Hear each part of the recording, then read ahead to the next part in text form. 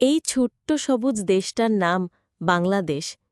একসময় কেউ বিশ্বাস করত না এই দেশেরও হবে নিজের পতাকা, নিজের মানচিত্র আর নিজের গর্ব।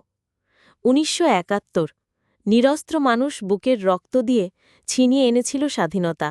সেই যুদ্ধ, সেই আত্মত্যাগ আর সেই স্বপ্ন নিয়েই গড়ে উঠেছে আজকের বাংলাদেশ।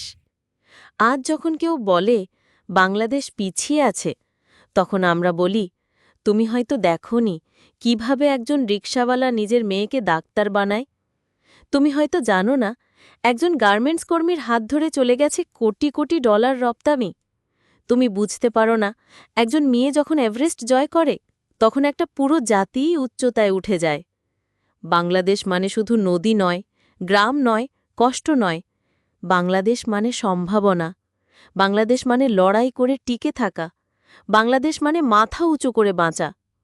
আজ আমাদের হাতে স্যাটেলাইট আছে, নিজস্ব প্রযুক্তি আছে, নিজের টাকায় বানানো পদ্মা সেতু আছে, আর আছে কোটি তরুণ যারা স্বপ্ন দেখে এক উন্নত